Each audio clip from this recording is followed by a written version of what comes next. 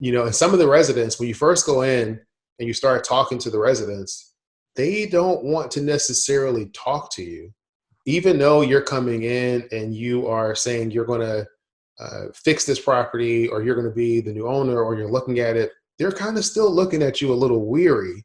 I remember we were talking to one lady, I forget which unit it was, and we were there probably for a good 15 minutes before she realized that we were actually there to help, not necessarily to try to find ways to evict her or do something else. And she was like, "Oh, so you guys are here to help? Oh, well, the bathroom upstairs is leaking, and the light isn't working correctly, and she started talking about all of these things. As an operator, I know other investors are romanticizing multifamily investing, and I'm looking to learn from other investors' mistakes. I know you are too, and you found the right place. Welcome to Myers Methods presents Multifamily Missteps.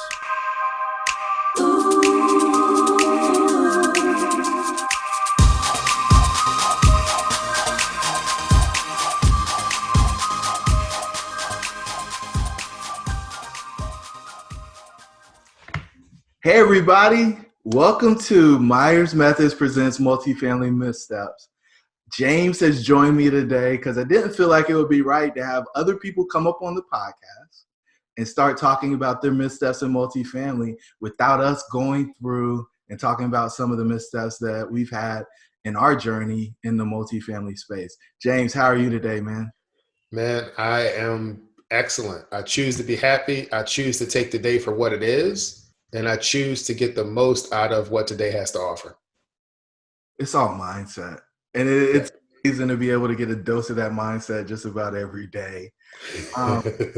When things are hitting the fan, this podcast is being born out of me listening to about 40 hours of content every week and hearing people go on show after show after show and present the HGTV story of multifamily investing. I can tell you as an operator that it doesn't always go as planned. And more times than not, to have all kinds of surprises. And so James and I are about transparency. We like for people to actually know what's going on in the business because we don't want to sell anybody a dream. And so if you guys don't know, or if you do know, back in the fall of 2019, we launched Myers Methods, which is our education platform.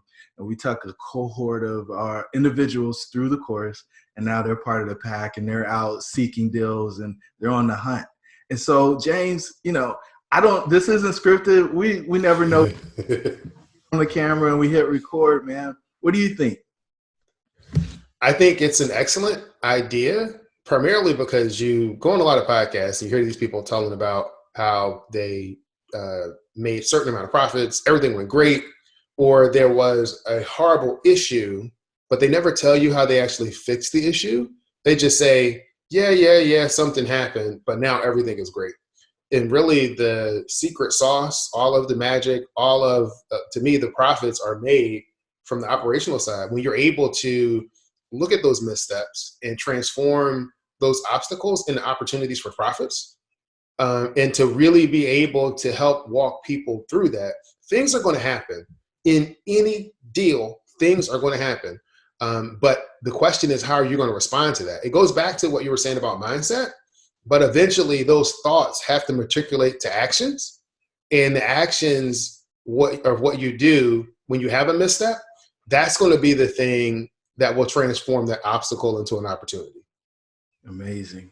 So, we've got a 4-step process. We find deals, we fund them, we fix them, and we flip them. Over the past few weeks, we've seen a whole lot of variations of process that we've been touting since last year when we first did our first educational seminar. And so finding the deal is where you decide whether or not you have a lead or a deal, right? And they have the same letters, but they are not the same thing, right? And so there's a lot of opportunities and missteps that happen there, but most people don't hear about them or talk about them because that deal, the leads never get bought. It's only deals that end up getting bought. The banks step in and prevent you from buying a lead that you think is a deal. Then when you get into funding, there's so many things that can go wrong during your due diligence period. You can miss something in your model. You can not underwrite something that was presented by the seller correctly. You can not turn on utilities when you're doing inspections during your due diligence. You can not raise enough money to do your deal. There's just so many things that can go wrong in a funding phase. The crazy part about it is, that's usually 2 to 6 months. And so there's a whole lot of people who either don't get into the deal, and so they don't get to share the story, and you don't really find out about the struggles that happen. Anybody who raises money knows that there's a whole lot that goes into making the sausage, and nobody actually talks about it. And then you get into the fix it phase, and people talk about filling it. Well, there's a whole lot of stuff that happens before you get occupancy. And so how do you actually work with your property managers to get these things performing in an optimal space? And then the final thing is flipping it. And flipping it doesn't mean sell it. You can refinance it as well as sell it, just depending on what your exit strategy is. And in that space, you can do a whole lot of things wrong.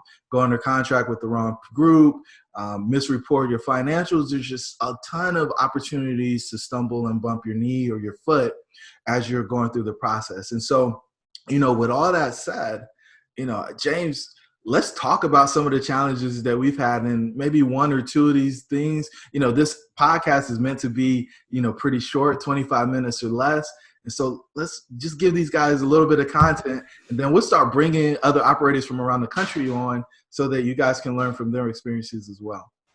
Well, I think it's cool because we have slightly different perspectives. Your perspective is as an operator. My perspective is as a partner, investor, and key principal. And so for those of you that are being seasoned to be key principals, and you're coming with your balance sheet and you want to help, make that deal move forward, then you need to understand what you're looking at and what some of the missteps are that can happen. Just because the operator comes to you and says, hey, these numbers look great and it's 100% occupied and we're going to be able to bump rents up $100 day one, doesn't necessarily mean that that's the case. And so, yes, this is educational. Yes, we're going to talk about missteps, but keep in mind the different perspectives with which we approach, the topic. So, man, where do you want to start, Mr. Myers? You want to start at the first property that we purchased in Greensboro? Yeah, let's do that, because I've got all kinds of missteps. I probably have an example for every part of the process, right? Okay. When we're finding the deal, this one was pretty simple. It was direct mail. The seller met me on site after receiving my piece and then calling me. And we walked through the property. And he showed me a couple of vacants, but he didn't show me everything, right? And so I didn't know if I had a lead or a deal, but I was able to get what he was looking for from a purchase price perspective, as well as an overall feel for what the community looked like. What I didn't know was there were 2 units that were down and a third that should have been down, but I didn't really know how to tell it was down because the utilities were off. And so I think that in the funded phase, when we were doing the due diligence, I think that piece was the one that was the biggest struggle. We had a unit that had a broken water pipe. And because we did not turn on the utilities during the due diligence phase, we didn't know that the water pipe was broken.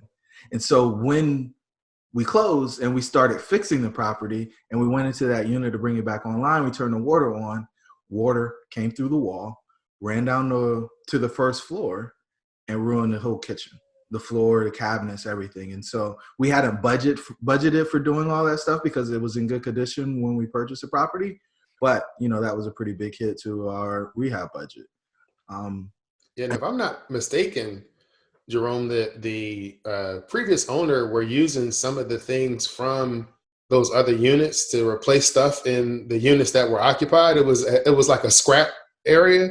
Yeah. Repurposing refrigerators or repurposing the the oven or the stove. And then one of the units I think was just straight up boarded up. One of them was boarded up. Yes. So Unit E was not Unit E. Yeah, Unit E was boarded up.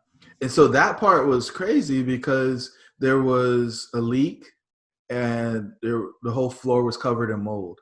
And so we found that out during the actual due diligence period during the inspection. We hadn't went in that unit before. We thought that, somebody may have been living there. The curtains were down and we just didn't want to disturb the tenant on the previous walkthroughs. But what we did, when we did actually go in, we had to go in through the back. The door was boarded shut. They had a 2x4x6 going across the front door.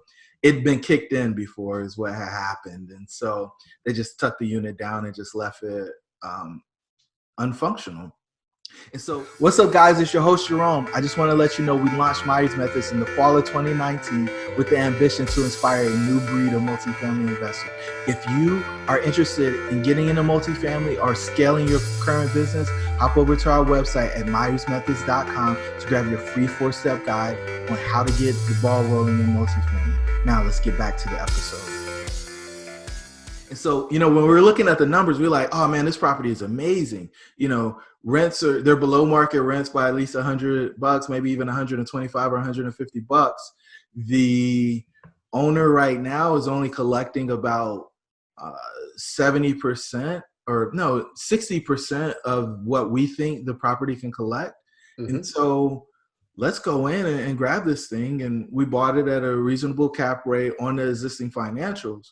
But, there were a ton of what I call hidden surprises when we actually got into it.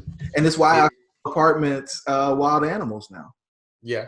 And I would say that this is one of the things when you're looking at your due diligence, that there's a big difference between physical occupancy and economical occupancy. Who's actually paying?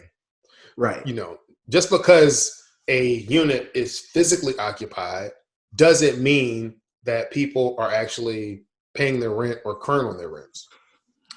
It's true. And when you're buying from mom and pops, the delinquency reports aren't very good and they don't actually show you how many times people have been late or any of that other stuff. And so, having an accurate understanding of what is happening at the property before you get into it, it's tougher on some of these smaller properties. And part of the reason why we wanted to have these conversations is we believe that the majority of people are going to come in and they're going to go tuna fishing or even dolphin fishing when they come into multifamily. They're not going to go out there and hunt Moby Dick, not on their first deal.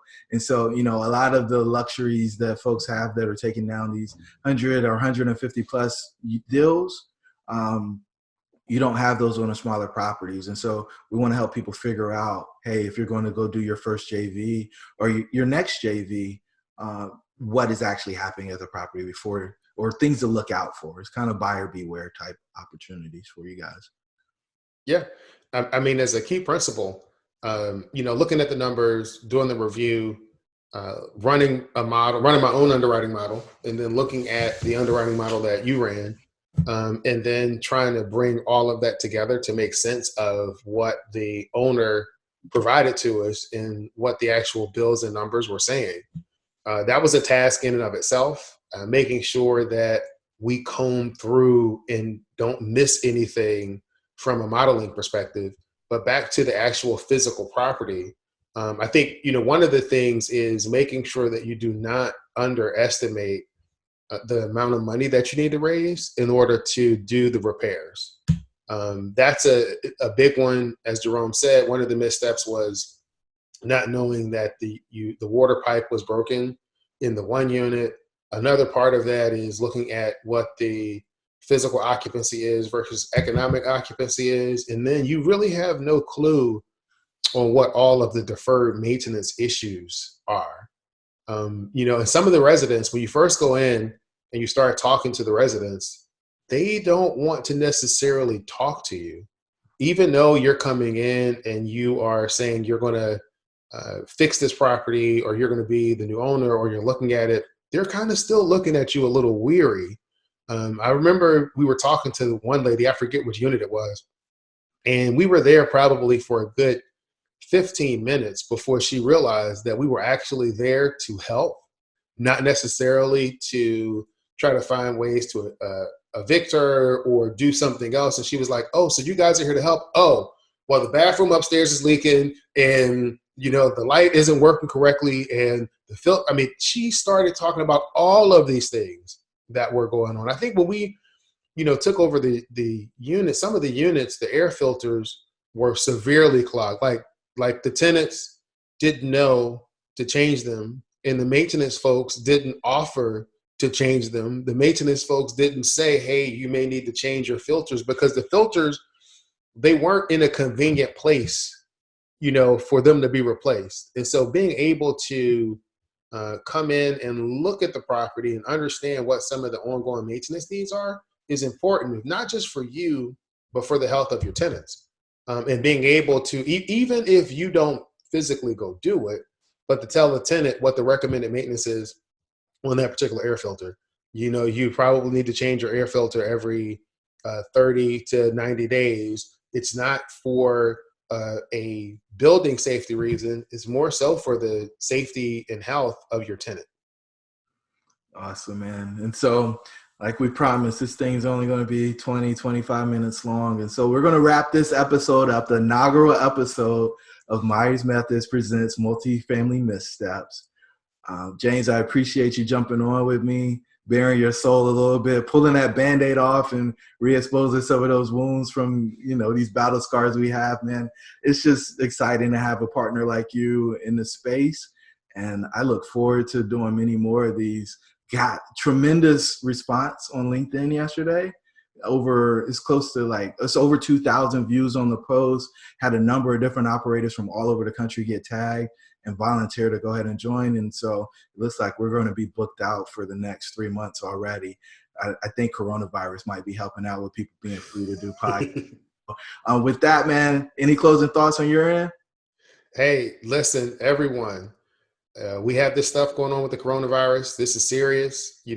Stay in place. Do what the physicians and stuff are telling you to do. And while you're staying in place and you're hunkered down, you have to choose how you respond to this. So you can choose to be sad. You can choose to kind of go into yourself and really be isolated, or you can choose to be happy, to look at this opportunity as an opportunity for you to learn, an opportunity for you to grow, an opportunity for you to reach out on the phone, virtually, to those people that are closest to you, to those people that mean something to you. So don't let this social distancing make you become too distant. You made it to this juncture, so you really love what we shared on this episode of Myers Methods Presents Multifamily Missteps. Do us a favor, give us a 5-star rating, give us a review, and share this with somebody who's interested in multifamily investing. Until the next time, the pack is with you.